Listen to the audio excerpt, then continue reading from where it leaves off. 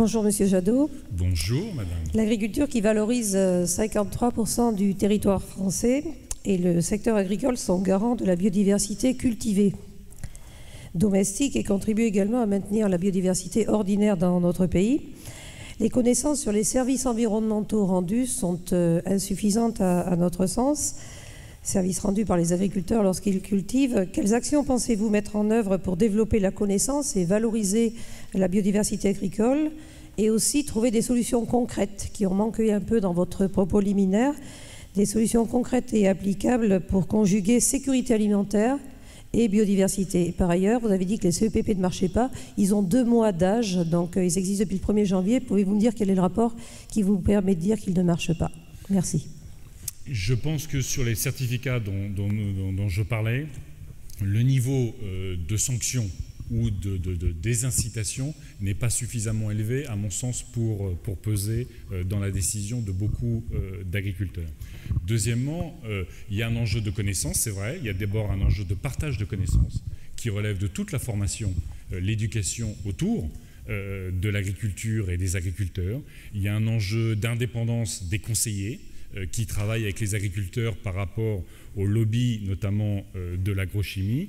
Et puis, il y a un enjeu, vous avez raison, de suivre, à partir des variétés qui existent, à partir des variétés possibles, toute la question de la conversion agricole. On sait que passer au bio sur un certain nombre de cultures, je ne sais pas moi, du maïs ou un élevage de cochons, c'est plus simple que sur des arbres fruitiers. On le sait. Parce que, ne serait-ce qu'en termes de temps, vous ne plantez pas et vous n'obtenez pas des arbres fruitiers aussi vite que vous changez vos cochons. Donc, il y a des processus de transition à accompagner, c'est vrai. Il y a de la recherche à faire, mais moi, je souhaite que la recherche publique française soit très orientée plutôt sur la recherche de ces alternatives en agroécologie, sur la valorisation des savoirs locaux, sur tout le travail autour des semences. La question était plus précise, elle portait sur la connaissance sur les services environnementaux rendus par les agriculteurs. Ah mais moi j'ai toujours été partisan de la multifonctionnalité de l'agriculture. Je n'ai aucun souci avec ça.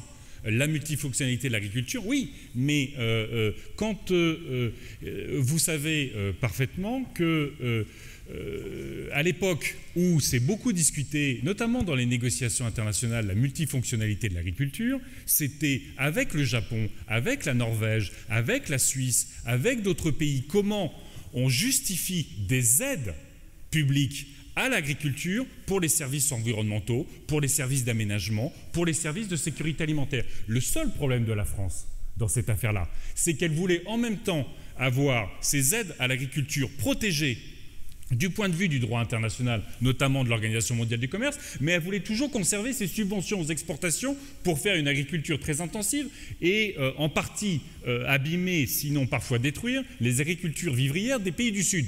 Donc souvent, comme souvent sur ces enjeux-là, la France à la fois veut protéger, mais à la fois veut être un acteur économique extrêmement puissant qui ne prend pas la peine de protéger les autres. Ça crée de l'incohérence et de l'incapacité à porter de nouvelles règles internationales.